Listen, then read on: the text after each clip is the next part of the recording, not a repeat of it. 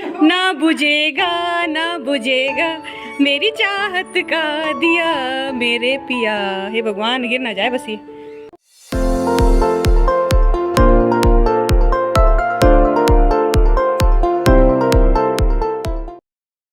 Good morning, नमस्कार, welcome to my channel babies blog fun and masti. कैसे हैं आप सभी? आई होप आप सब बहुत ही बढ़िया होंगे। मैं भी एकदम मज़े में हूँ और बहुत ज़्यादा खुश हूँ क्योंकि आज मैं ये देखिए सज धज के तैयार हो चुकी हूँ। एकदम रेड कॉम्बिनेशन का मैंने सूट पहना है, लाल लाल मैंने मेकअप किया है, मांग भरी है, बड़ी सी बिंदी लगाई है, रेड कलर का नेल पेंट है। तो आप समझ सकते हैं कि आज कुछ खास है। लाल का मतलब होता है शगुन, यानी माता रानी को प्रिय होता है लाल रंग, और ये सुहाग की निशानी होती है। तो आज है मेरा फास्ट। तो फास्ट है, वट सावित्री का व्रत है आज। तो मैंने भी आज व्रत रखा है और साथ में है आज शनि जयंती भी। वट सावित्री का व्रत जो है मैं 3 या 4 सालों से करती हूँ, आई थिंक। हाँ, 3-4 सालों से कर रही हूँ मैं। मुझे बहुत अच्छा लगा था जब मैंने फर्स्ट टाइम देखा था बहुत सारी लेडीज़ को मंदिर के अंदर व्रत करते हुए। तो मुझे लगा क्यों ना मैं भी व्रत कर लूँ। तो काफ़ी अच्छा लगता है। वट सावित्री का व्रत के बारे में मैं आपको बाद में बताऊँगी। तो फिलहाल मैं बता देती हूँ, सुबह का टाइम है 9:30 के आसपास। यहाँ 9:30 का टाइम हो रहा है। मैं आज स्कूल में नहीं जा रही हूँ।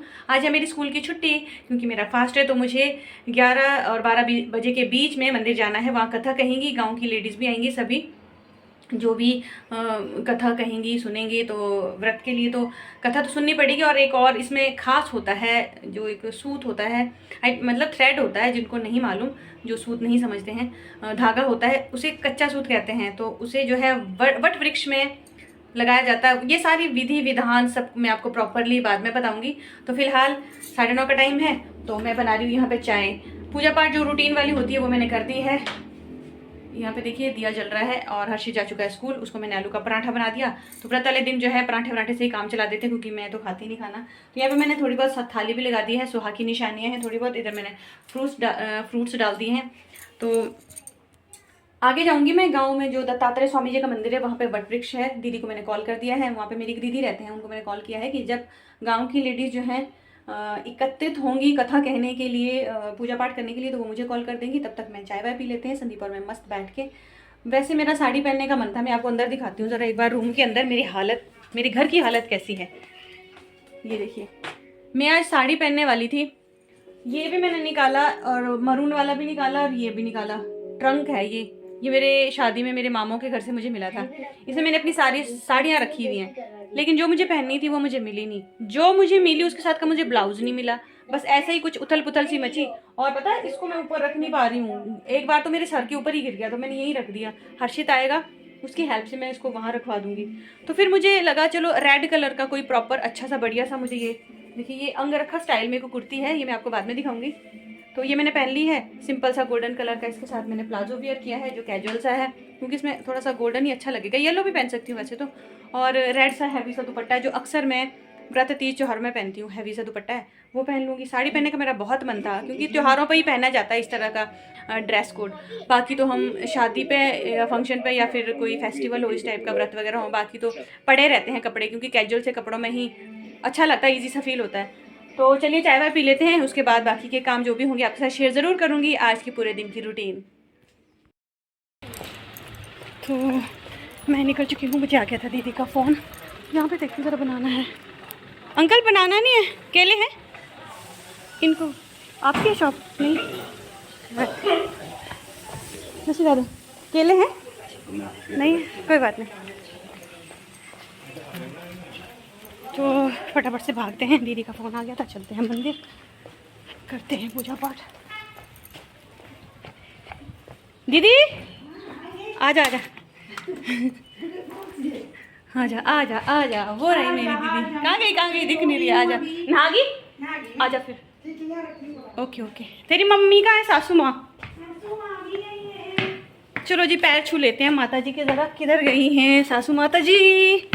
देखना कितनी डांट पड़ेगी मुझे उनसे।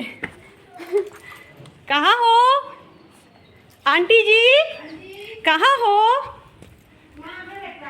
कौन से वाले कमरे में घुसे हुए हो? अच्छा अच्छा, मैं तो सुई देने आई आपके पास। प्रणाम।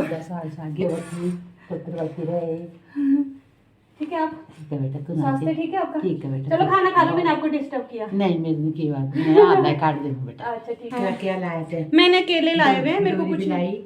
हाँ सूत, कच्चा सूत डोरी नहीं लाई। लाई पकड़े में बांधना है। मुझे दो कहाँ से फिर मेरे घर को नहीं पता कहाँ मिलेगी, मंदिर में मिलेगी? डोरी नहीं, फिर कहाँ मिलेगी? यहाँ से ले जाना। हाय मुझे तो पता भी नहीं है, इससे पहले मैंने मंदिर में ही किया है। ये पंडित जी मेरे को बता देते हैं। मैंने कच्चा सूत और फ्रूट्स वगैरह तो लाया थोड़े बहुत जो भी मुझे मिला। इधर से फ्रूट देखी थी दुकानों में, मुझे मिले ही नहीं। चलो जी हाय भाई, कुछ भी बोलो, घर में बड़े बुजुर्गों का होना बहुत जरूरी है जो हमें बताते हैं कि क्या क्या चाहिए सामग्री। सुई दे रही हूँ। दीवा नहीं लाया मैंने, वो भी चाहिए। मैंने धूप लाया, माचिस लाई हुई है। तो बालों को बांध देती हूँ ताकि पूजा करने में मुझे आसानी रहे। अभी मैं दीदी के घर पे हूँ। दीदी की सासू माँ जी पता नहीं क्या क्या जो भी मैं भूली हूँ सामग्री, वो मुझे प्रोवाइड कर रही हैं घर से ही, क्योंकि इतना ज़्यादा नॉलेज हमें होता नहीं है। बुजुर्गों का होना बहुत इंपॉर्टेंट है। पर मेरी सासू माँ है दिल्ली में। हाँ जी आंटी, जिन्हें वो सुपारी क्यों होता है? वो है मेरे पास कच्चा सूत तो होता है। शिव जी के पास लगाना बेटे। वो शिव जी कहाँ है फिर? देखना बाहर नहीं गिराना। नहीं बस बस बस बस बस बस हो गया थोड़ा सा, है ना, बहुत है। ऐसे चलूँ मैं। ओ पिया मेरे पिया, ना बुझेगा ना बुझेगा मेरी चाहत का दिया मेरे पिया। हे भगवान गिर ना जाए बस ये। तो मैं दिया लाना भी भूल गई थी। ये आंटी जी ने आटे का दिया बना के इसमें सरसों का तेल डाल दिया है। खुशी की बात यह है कि आज शनि जयंती भी है, तो सरसों का तेल का दिया जो है शनि महाराज जी को बेहद प्रिय है। तो चलते हैं, दीदी भी आएगी साथ में मंदिर की तरफ। माचिस इसमें धूप भी है, सब कुछ मैंने लाया तो लाई है इसने। चलो चलो चलते हैं। हाँ दीदी उठाएगी मेरा थैला। फूल भी निकाल दीदी यहाँ से थोड़े से मेरी तरफ से। कैसी कौन सुना। तो ये देखिए जी, ये है मंदिर दत्तात्रेय स्वामी जी का, गांव के अंदर जो है मंदिर। तो यहाँ से शॉर्टकट लेकर हम सीधा जाएंगे। वो देखो यहाँ पे पूजा करने लगे हैं।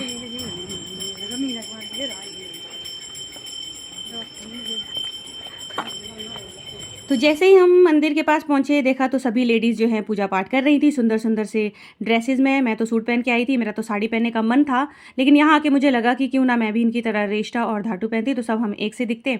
तो बहुत सारी लेडीज़ ने व्रत कर लिया था, क्योंकि ये तो वही हैं जो घर पे रहती हैं। बहुत सारी लेडीज़ ऐसी हैं जो वर्किंग हैं, ऑफिस जाती हैं, स्कूल जाती हैं। उन्होंने सुबह ही पूजा पाठ कर लिया था। तो सबसे पहले गई मैं दत्तात्रेय स्वामी जी के मंदिर, वहाँ पे मैंने माथा टेका और प्रसाद चढ़ाया। फिर मैं ऊपर आ गई थी और सभी महिलाओं के साथ मिलकर मैंने पूजा पाठ की। तो ये व्रत जो है सावित्री नाम की एक लड़की थी, उसके ऊपर बेस्ड है, वो मैं आपको बाद में बताऊंगी। तो सबसे पहले पूजा पाठ के बारे में बता देते हैं। ये सारी जो हैं दीदियां हैं, बड़ी हैं, और ये गांव की ही महिलाएं हैं जो यहाँ पे, मतलब यहाँ की जो स्थायी निवासी हैं। बहुत से लोग तो यहाँ पे रेंट आउट, मतलब रेंट पे भी रहते हैं। वो लोग, कुछ लोग करते भी हैं, कुछ लोग नहीं भी करते हैं व्रत को। सब जगह अपने अपने विचार हैं, कुछ किस तरीके से करते हैं। कुछ पूरा दिन भूखे रहते हैं, रात को खाना खाते हैं। कुछ लोग जो हैं 2-3 घंटे जब तक पूजा का मुहूर्त रहता है तब तक भूखे प्यासे रह के पूजा पाठ करके, दान पुण्य करके, जो भी श्रद्धा से हो सकता है वो करके उसके बाद खाना वाना खा लेते हैं। तो ये देखिए, ये है वट वृक्ष, इसकी हमने पूजा की थी। मेन इसमें यही रहता है कि एक वृक्ष होता है, वट वृक्ष होता है, जिसके नीचे सावित्री के पति के प्राण निकले थे, उसी पेड़ की पूजा की जाती है। तो यहाँ पे कच्चा सूत होता है, इस कच्चे सूत को जो है पेड़ के चारों तरफ बांधा जाता है। बहुत से जगह तो 7 चक्कर लगा के बांधते हैं, तो हमने तो 2.5 फेरे में जो है सूत को चारों तरफ लगा के फिर एक जगह नोट करके फिर उसको मतलब तोड़ कर निकाल दिया जाता है। तो यहाँ पे मेरी हेल्प कर रही थी वंदना, जो कि मेरी छोटी बहन जैसी ही है, मतलब मेरे एरिए से ही है, यहाँ इसका ससुराल है। तो काफ़ी अच्छी लेडीज़ हैं यहाँ की, काफ़ी कोऑपरेट करती हैं सभी। मैं तो पिछले 13-14 साल से रह रही हूँ, काफ़ी अच्छा लगता है मुझे, अपने घर जैसा ही लगता है। ऐसे कभी फील नहीं हुआ कि हम यहाँ पे रेंट पे रह रहे हैं। तो ये सभी लेडीज़ जो मुझे गाइड कर रही थी, एक आंटी जी हैं जिनकी मैंने अभी आप देखना वीडियो में आके, मैंने उनकी सुंदर सी माला भी दिखा रखी है। तो वो काफ़ी अच्छे से मुझे बता रही थी कि किस तरीके से इस व्रत को किया जाता है। हम लोगों को जो है अच्छे से विधि विधान उतने अच्छे से पता नहीं होता, क्योंकि मेरे घर पे तो बड़े बुजुर्ग हैं नहीं, मम्मी पापा भी नहीं हैं। तो सासू माँ मेरे रहते हैं दिल्ली में, उनको भी शायद ज़्यादा पता नहीं है इस व्रत के बारे में। तो चलो जैसा भी है मैंने कर लिया। मन में श्रद्धा भाव होना आवश्यक होता है, बाकी तो भगवान तो भाव के भूखे हैं।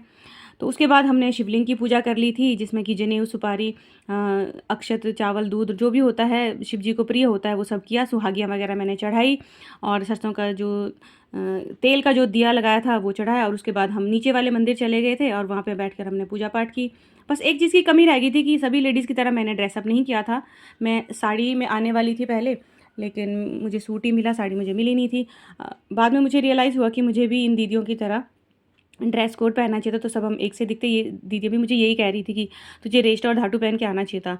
तो उसके बाद नीचे वाले मंदिर आ गए थे। तो ये है जी मंदिर का आंगन, और ये देखिए खूबसूरत सा मंदिर, और साथ में देखिए दीवारों पे इसमें काफ़ी अच्छी नक्काशी की गई है। मंदिर इस वक्त बाहर वाला तो बंद था, क्योंकि यहाँ पे ना बंदर आते हैं, जो भी प्रसाद चढ़ाया होता है तो बंदर उठा के ले जाते हैं, इसलिए बाहर वाला गेट जो है बंद ही रखते हैं। अंदर जो है खुला था। दत्तात्रेय स्वामी जी की जो मूर्तियाँ हैं हमें आराम से दिख रही थी। तो ये है यहाँ पे नेचुरल पानी का सोर्स। यहाँ पे जो है अच्छे से मतलब ठंडा पानी है ये, और पीने लायक पानी है। यहाँ पे बहुत से लोग पानी लेके जाते हैं। ये देखिए यहाँ से जो यहाँ पे विंडो से देख रहे हैं, यहाँ से निकलता है ये पानी। तो ये वाले पेड़ की हमने पूजा की थी, और सामने वाला है मेन गेट। पूजा पाठ करने के बाद फिर हम यहाँ पे बैठ गए थे, फिर हमने कथा कही। तो चलिए कथा के बारे में आपको थोड़ा सा बता देते हैं।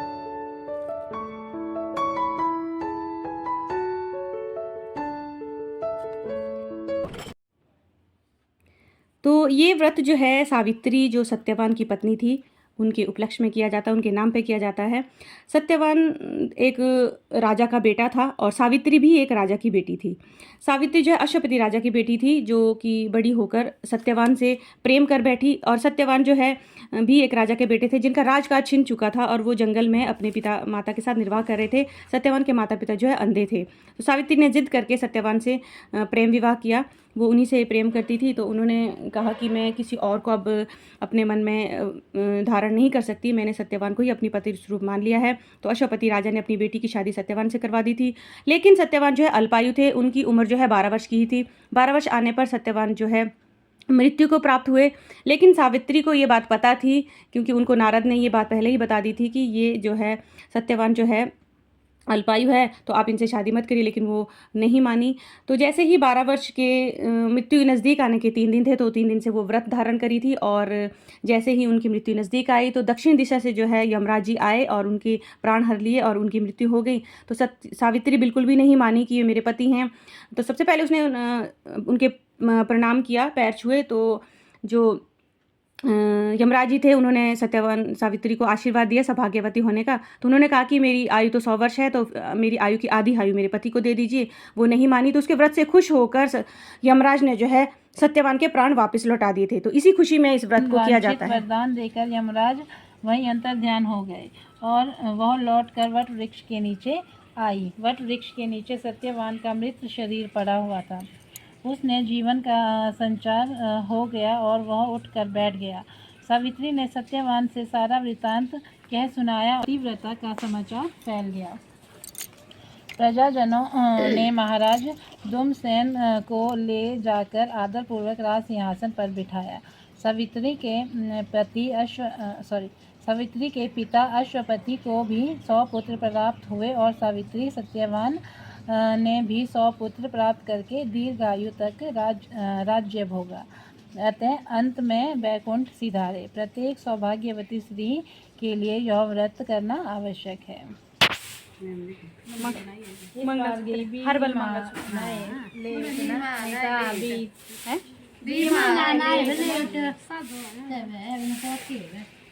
ओंकार जय शिव ओंकार जय शिव ओंकार। आपकी माला बड़ी पसंद आई मुझे। सच में ये देखो।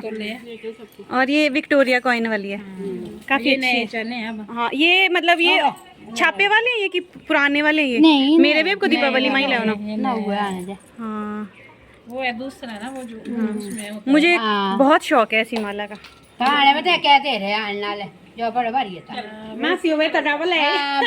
नहीं, मैंने ले लिया। तो कितनी सुंदर माला। हाँ बिल्कुल, ऐसी माला लूंगी मैं पक्का।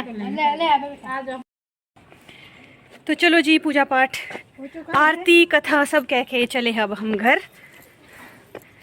थोड़ा सा ऐसा हुआ कि इधर से चलती हूँ अब दीदी के साथ ही। कोई नहीं दीदी, मैं तो अब चलते हैं घर। थोड़ी देर के लिए 10-15 मिनट के लिए जाऊंगी मैं स्कूल भी, क्योंकि मुझे कुछ सामान देना है। तो चलिए फिर। काफ़ी अच्छा लगा, मज़ा आया, बट मेरी थोड़ा ड्रेस कोड थोड़ा सा डिफरेंट था। मुझे पता होता तो मैंने भी रेस्टा पहनना था, और थोड़ी सी पूजा पाठ की विधि भी मुझे ज़्यादा अच्छे से पता नहीं थी, पर जो भी था जैसा भी था काफ़ी अच्छा लगा। तो फाइनली पूजा पाठ करके सीधा दीदी के घर। यहाँ पे हमें अखंड सौभाग्यवती होने का वरदान दीजिए। वरदान दीजिए बेटे, जब तक आशीर्वाद दीजिए। जब तक तू है तब तक तेरा सुहाग रहे, तेरे परिवार रहे, तेरा बेटा बड़ा खूब बड़ा नौकरी लगी हो। धन्यवाद। हाँ, खूब पैसे कमाए बेटा। ठीक है, हाँ चलो। और अभी जा। तो थोड़ी देर बैठेंगे दीदी के पास। और ये देखिए, ये इस तरह की हमने थोड़ी सी छोटी सी माला बनाई है, लोकल मंगलसूत्र, हर्बल मंगलसूत्र है ये। कौन सा? ये वाला। हाँ, तो ये तो भाई थोड़ी देर बैठेंगे, चाय वाय पियेंगे, फिर जाऊंगी घर। तो चलिए फिर चलते हैं स्कूल। काफ़ी देर दीदी के साथ और दीदी की सासू माँ के साथ बैठी, बातचीत की, काफ़ी मज़ा आया। 12:30 का टाइम हो रहा है। ये थैला है जो मुझे देना है स्कूल में, तो अभी चलते हैं। उसके बाद घर जाएंगे, लंच वंच की तैयारी करेंगे। हर्षित के आने का भी फिर टाइम हो जाएगा। करती हूँ फिर स्टिचिंग का काम। तो चलिए फिर, बाय बाय।